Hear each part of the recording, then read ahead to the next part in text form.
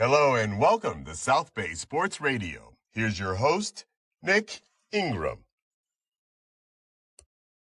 So the lack of execution at times offensively, we'll get some good drives going, and then we won't finish them. Defense will play some good defense at times, and then we give up a big play, and that kind of was for the first 3 games that kind of hurt us. Even in the first game that we won, we still gave up some things that we probably shouldn't have, and we didn't execute like we wanted to. And I thought against Hawthorne we had a good half, and a good first half. I think that first half would have translated against anybody, not just them. And even the other night we were behind. They blocked that field goal and went up by 10. I still felt good at halftime because I thought our guys are in really good condition on top of it. So I felt like they were tired going into the half, and I felt like we had a lot more. It was just a matter of, can we put together, a good half and execute a little bit and not allow a big play. And, they went out there in the second half and things finally just clicked. Some of the things that we saw on film that we thought we could take advantage of, we actually did. And quarterback did a great job Chase Barr did a great job of just, managing the offense. Even even when we had to go fast when we were down, he did a great job of, finding all the spots that we thought were going to be open. The O-line's been improving. They still have a long way to go, but they've been improving. They gave us just enough pass protection, and we've got some pretty decent guys on the outside. So we were able to get the ball to them, and they were able to do some damage with it afterwards. And our receivers are pretty good. They don't have a ton of flashy speed, but they run well enough and they block really well and they take pride in that kind of stuff. And we just saw that opportunity, and we saw some opportunities that we could get on film against them, and they just took advantage of it. They went out there to their credit and they executed between the lines. And that's what good football is all about. We had talked earlier about your roster being 33, I think. How is that kind of giving you the expectation you've needed to levy on your players, knowing that they're going to be playing almost every snap? Yeah. So it's funny, we'll go, it'll be time for offense, and, quarterback will run out there. And then on defense, we have a linebacker that, he hurt his knee last year. So he's just coming back, not Jake, but we had another linebacker named Seth Blevins. He was our team leader. And so it's pretty much, they just switch. Then everybody else kind of hangs out there. We've gotten a couple of guys, luckily, that came back, and we've improved our depth just a little bit. But, we just talked about at the beginning of the year, said, you guys are going to have to get in the best shape of your life. And this is what we have. And, no one's really going to come through the door and save us at this point. This is what we got. And you guys have something in you. And, if we can just, get in the best shape that we can. And we know that there's going to be times in the games where they're going to be, dead. And honestly, a lot of the lack of execution stuff, especially in the second half, some of the big plays, it's just our guys being tired and, right. Maybe taking a play off here or there, and we, obviously you don't want your guys to take a play off, but they're exhausted. And so sometimes they don't do what they should. And, the other teams are taking advantage of that. So we really worked hard on our conditioning. I mean, this is the best conditioned team I've had in the last several years. I'll make sure our practices are pretty up tempo. I mean, at the end of every practice, we're going up and down the field constantly. We're just, going with some pace and with some tempo, and they just got themselves in really good shape, and they put themselves to what we have. They've really put themselves in the best possible position for success. It's all a credit to them. They realize what they are, and they realize what they have. And it's hard to get 16 and 17-year-old kids to realize, kind of what they are and what they have to do. And these guys have really, done a good job of understanding. I just, the first couple practices, I'm like, okay, look to your left and look to your right. And this is what we got, nothing else is going to come save us. So, this is what we got to do to try to be successful. And, they've bought in. You have had a long stretch of success in the long term at South. What has your journey meant to you? It's meant the world. It's not a football school per se. A lot of those kids over there grow up. A lot of them play baseball, and they're right next to the beach, so that they play a lot of volleyball, and soccer's big over there. So football's not really people's kids' number one sports when they come in. But when we get kids to play, they're really good kids. They don't want to disappoint you. That's one of their things. They're not doing anything malicious or anything wrong. They really don't want to disappoint the adults around them or their coaches, anything like that. Teachers, anybody, that's kind of how they apply themselves. And kind of just to get these guys that aren't, because I spent a lot of time, I coached, with Coach Croce over at North for a long time. I was a D coordinator over there for 12 years, and I coached over there for 16 total. And, that's a different breed of kid. It's the Torrance the city that it is, the south side and the north side are completely different. So the north kids are, a lot of those kids play football, and a lot of those kids they understand football, and the athletes are a little stronger.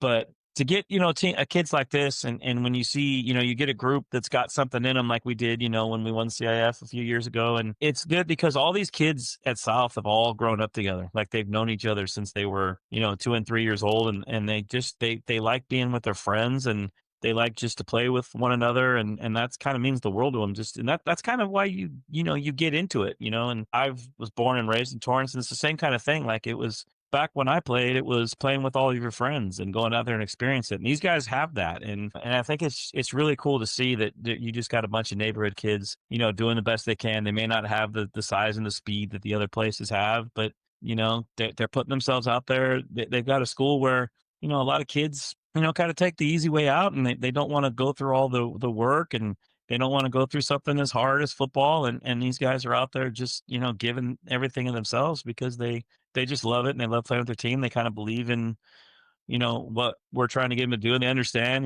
We tell them that football is going to mean a lot to them. I mean, the people and the person that I am and the person all of our coaches are, it came from playing football. I mean, that's our identity now, and we just try to tell them that a lot of things you're going to encounter in life is doing this and playing with your friends. There's nothing like it, and we just talk about kind of our memories, and it's great to see. It's great to see they're just having so much fun just being together, and that's really cool to see. One of the things that I remember about that CIF winning team was, I believe there were a pair of players who had a kind of like a gentleman's bet, like, hey, I'll play baseball if you play football. And I think that was one of those side stories. How big is it for you to have guys that either want to play or have played two sports in your program? Yeah, no, 100%. So that was Drew Nash. He was the player of the year for the Daily Breeze that year, and so he grew up playing baseball himself, and he took a couple years off from it. And then we had another player named Cade Barger, and he comes from a long line of Bargers at South High that were really good football players. And Cade actually got some reps from me when he was a freshman, playing on varsity. And then he left us for a couple of years just because he was, he likes playing baseball. So he left us thinking, that was the path he wanted to take. And so Drew and him grew up together, and they were really good friends. And so Drew pretty much told him going in their senior year, we felt like we had something that year that at least we could, that this was kind of going to be our time, maybe, if we were going to do something. And so Drew knew that, and he went up to Cade and he said, look, man, and Cade been wanting him to play baseball, and so he said, look, if I'll come back to baseball if you come back to football. And then that's what they worked out, and kind of the rest was history. Cade scored, I think, 8 touchdowns, and 4 of them were in the CIF championship, and then 4 of them were in that regional game the week after. So thank goodness we got him to come back. But yeah, the 2-sport thing is great. It's I have an off season, I have a football class all year round, so it's honestly, I'd like to see really the least amount of people in there that I can, because that means they're in other sports. And right now, all of our top guys, like Jake Caracas, he's a wrestler and he's a football player. Carter Adams is a football player and he's a wrestler. Denver Schneider, our one of our receivers, he plays baseball and he plays football. One of our other receivers, Coach Sane, Grady Sane's kid, Logan, plays on our team. Obviously, he plays baseball. So we have a ton of guys that are playing, a lot are playing multiple sports, and that's great because it keeps them competitive, keeps them, during the off season. Sometimes we have them for weight room, and then we could do a couple of workouts, maybe after school, during the off season and stuff like that. And so for them, but I just like the fact that they stay competitive, and I think it builds up that camaraderie that they have, from kids that go from that sport to the other. And they're still together all year competing. And I think that's an awesome thing. That's another part we don't see, right? There's not a lot of 2-sport athletes anymore. And a lot of kids are focused on just doing one thing. And we got several that are playing multiple sports. And, they get away for a little bit. And, when it's time for football, they miss it. And they really want to come back for it. And when it's time for it to end, they're ready to get on the other sports and do that. So that part's been great. Coach Sane has an office right next to me, for baseball, and we have a lot of similar guys. So we talk about how important it is for them to play, multiple sports. When I was growing up, I was a baseball player first. That's the first sport I took up. So, and I played multiple sports when I was in high school. So we definitely encourage it because we think it's just the competition all year and just, just to be out there and playing and participating. And we just think it's great. Now you guys go into league. What's going to be the key to staying healthy and vying for a playoff spot in such a tough league with Torrance and North and Redondo as well? Yeah, that's going to be the trick, right? Yeah, we're last year we had so many injuries, and we had so many guys down, and it was debilitating. I've never seen, so many injuries and it happen to one team in 1 year. And so, a lot of that stuff is just, it's going to be, hopefully we're on the right side of the luck just for that, first and foremost, that we can get our guys there. And, we still have work to do before we get there. Penn they'll be hungry to get a first win of the league, and then we got to get to Santa Monica first. But those three obviously we'll be underdogs in all three of those. And they present a big challenge for us, all three of those. And, I think we just have to continue to try to just stay on the path that we're on. We're on a good path right now, and hopefully just keep gaining confidence. You still have to play those games when you get there. And I just think, come out this week and hopefully, ride some of what we have, what happened last week. We got to avoid the distractions of homecoming this week. And then, I haven't got a chance to see Santa Monica yet, but, get through those games, try to build some confidence before we even think. But those are definitely going to be huge tasks. And that's not going to be a fun, those aren't going to be a fun 3 weeks, getting ready for those teams for sure. But it's just taking care of one game at a time, really, to be honest. I know it sounds cliche, but it's just 1 week at a time for us to try to keep building and hopefully keep everybody healthy. There we go. Matt Mishler, South Torrance High School football. Now we're going to end with rapid fire. We're going football, movies, and food. Your all-time favorite football players. You can give me 3. Okay. Well, number 1, Reggie White. That was the guy. That was my guy. So I was an Eagles fan when Reggie White was on the Eagles. And then when he signed that free agent deal with the Packers, I became a Packers fan. I went where he went. So best defensive football player, in my opinion, all time. So Reggie White, Lawrence Taylor. So I was a defensive guy, defensive coordinator before I became a head guy. So Lawrence Taylor, definitely. I mean, LT, the original LT, just tremendous, right? And awesome. And then, and this is going to be kind of the curveball of the whole thing, but it's going to be Aaron Rodgers. He's a strange guy. No, he's got some weird things, but the talent off the charts. I just always enjoyed watching him play. The talent acumen of Aaron Rodgers is off the charts. You are correct in that. Your least favorite football team? Least favorite football team. That's a good one. It's going to be kind of a tie. It's going to be between the Cowboys and the Raiders. All right.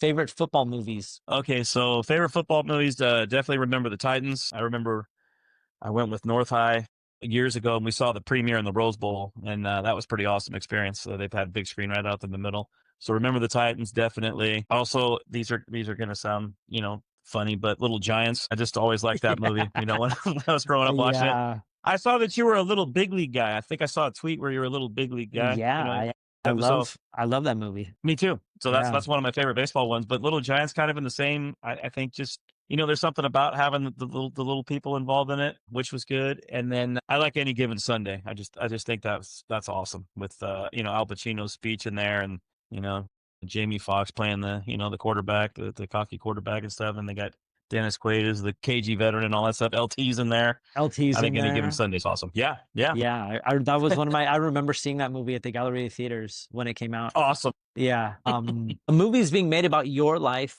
Who plays you? Jeez.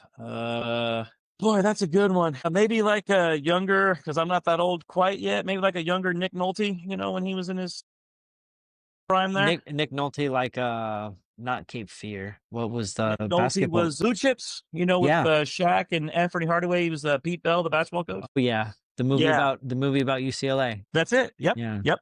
They called themselves Western, but they had everything UCLA in that. Everything was except for the dolphin. It was a dolphin and not a Bruin. Correct. Yep. You got it. That's it, man. Right on the money. All right. We're going out for lunch, and I say favorite South Bay spot and your favorite dish there. What are we going and what are we getting? So this one's actually an easy one for me. So they got a number of them around the South Bay, but El Tarasco.